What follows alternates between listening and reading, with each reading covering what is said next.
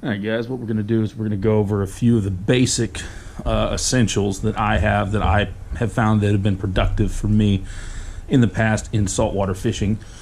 So as you can see, we have just a variety of stuff here. We have some top waters, some saltwater spinner baits, some jerk twitch baits, some spoons, and then a pop and cork, and then just your standard lead head, and then a couple of different hooks here.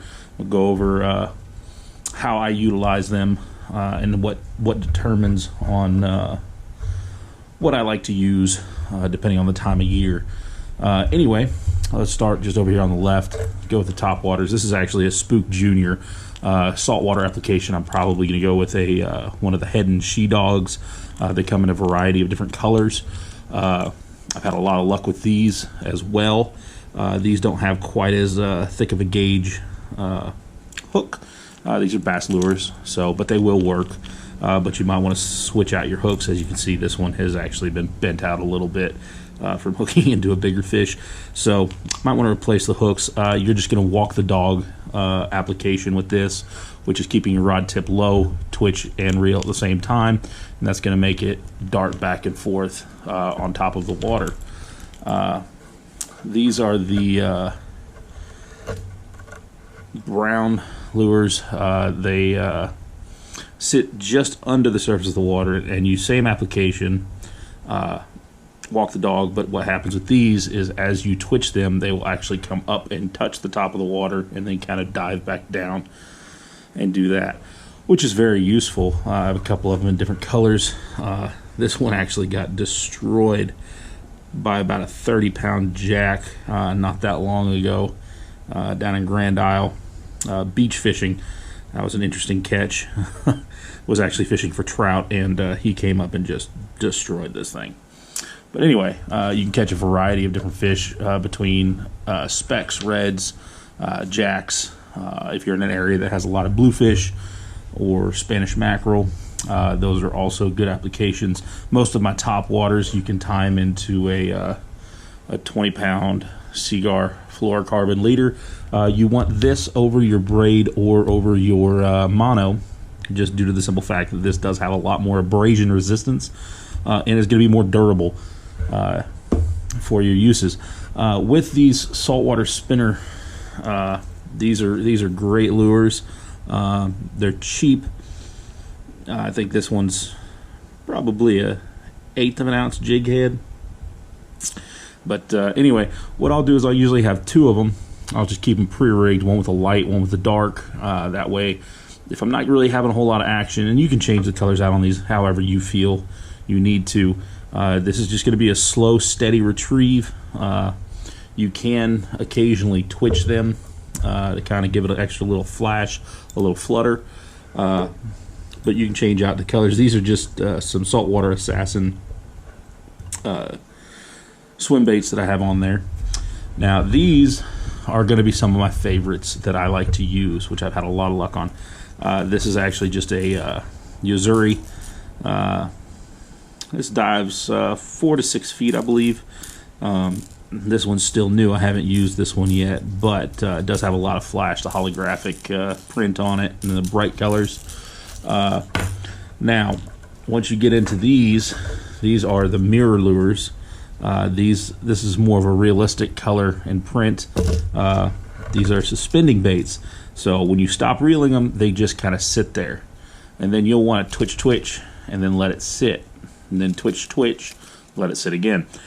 These are spectacular lures. You can see this one's been hit a few times. Got a few little scratches on it, but these are great lures for specks, reds.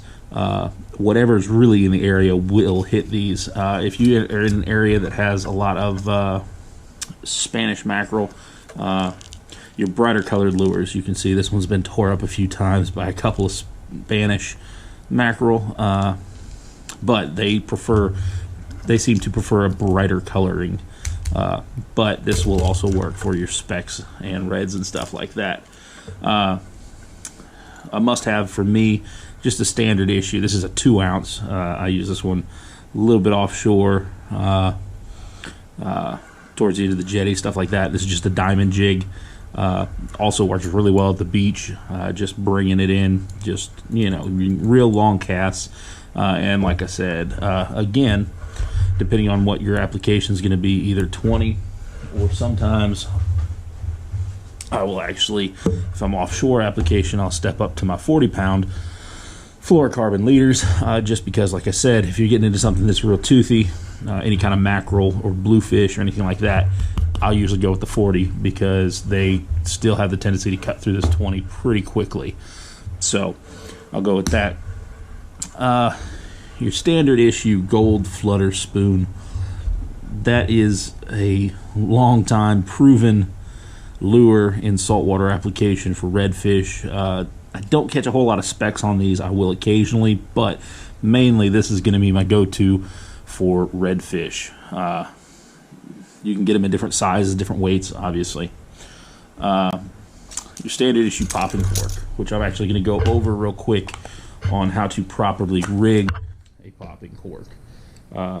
Everybody thinks that it's just pretty straightforward, and it is. But the main thing is you want to make sure with your leader that's going down to the hook, your hook placement, or your hook eye, is going to be your main thing that you're going to be worried about here, just because of the simple fact that if you tie it improperly, what will happen is your bait will end up sitting vertical in the water, which you do not want.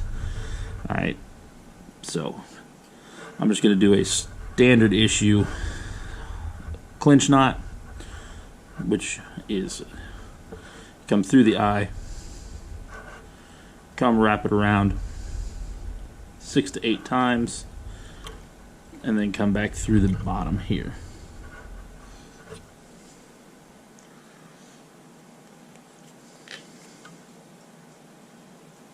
Okay, I'm going to trim this tail. Okay, now the thing with this is, the tendency is, as you're bringing it back, your line will come up here. I don't know if you can see that or not, but your line is at the front of the eye. What that will do when you're sitting here with the popping cork, let's go ahead and get this on there, is when you stop it in the water and it hangs, it will hang completely vertical in the water. That is not a very natural presentation. So what you want to do is you want to come and make sure you bring this knot to the back here. So as you pull it back, it sits more in a horizontal positioning. And then you take your fluorocarbon here, and with your popping corks, you're going to have your beads, obviously, your eye, and then you have a weight. The weight is what's going to be sitting in the water to keep your cork vertical. So you'll come and you'll tie this into your popping cork, which, depending on your water depth, is going to depend on your length of leader. This is probably about 18 inches. That's pretty normal. 18 to 24 is about all you need. So with that, that is the application of a popping cork. Now when it comes to dealing with fishing with children or somewhat fairly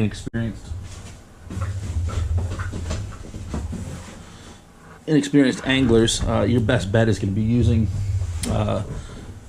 live or fresh dead bait, which is going to be your shrimp, your pogies, your mullet, your whatever bait you have that day. There's a lot of different options. Shrimp, it is hard to go wrong with shrimp, just based on the simple fact that they eat shrimp. So then you've got a couple options. You can put that on the popping cork. You can put that out on the bottom. It just depends on where you are, what you're doing. One application that I like to use, which you can actually tie straight into your mono, not a great application for braid. I would probably rig this up and then tie it onto a barrel swivel if I was using braid. But what I have here is a 1 ounce pyramid weight. So all I'm going to do is I'm just going to tie this into, this is just 20-pound mono. So I'm going to tie my weight into the base of my line.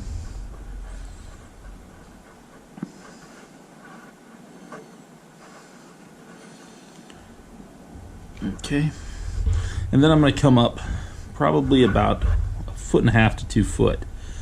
And then I'm going to make what's called a dropper's loop knot. Okay. So all that is I make an overhand loop and then pinch right here where it's doubled up. I then take this line and I twist this opening. Make sure it stays open. Then I come in between and I grab this loop that I've made. And then once I cinch it down, which I usually hold this this in my mouth,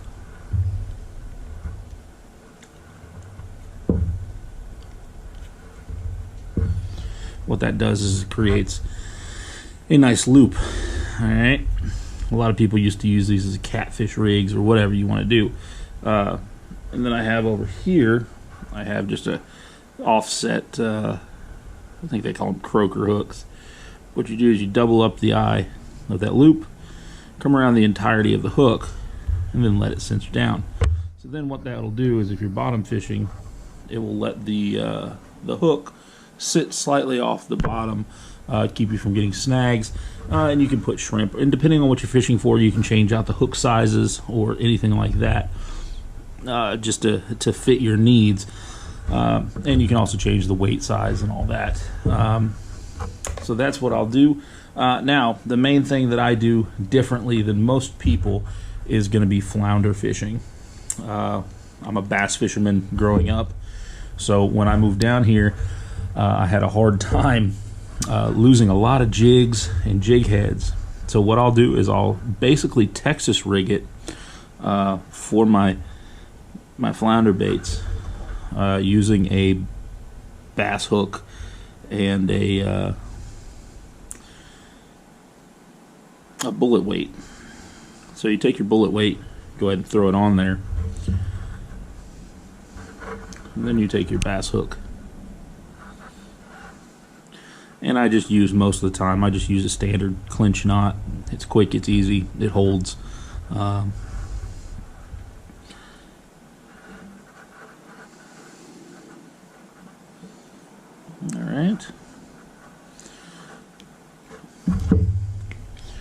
And then trim my tail.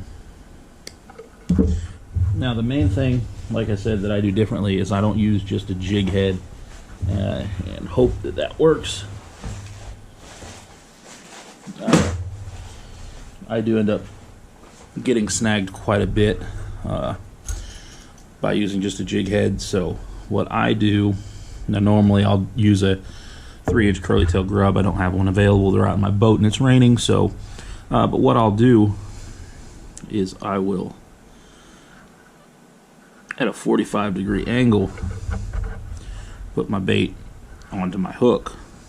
Then I'll bring it up here to the notch, and then I'll bury the hook back inside of itself. That creates it to be weedless.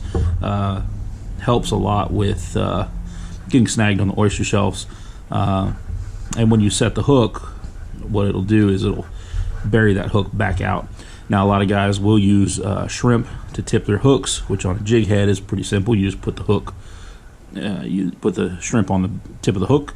But what I do is I will then take the piece of shrimp, put it on the, take the hook tip out, put it on the belly here, and then rebury it. So the shrimp is actually sitting right here.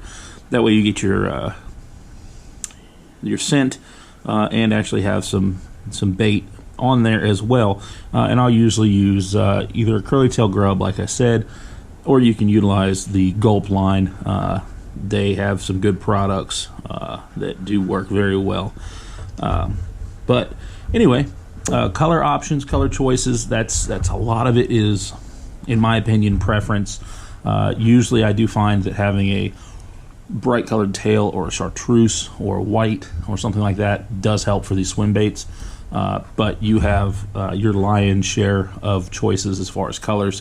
What I'll do is I'll utilize, I'll look at a lot of the fishing reports by the charter captains. A lot of times they will list what colors have been productive for them in your local area. But anyway, if you have any questions, just comment below and let me know. Hopefully this can be helpful to somebody.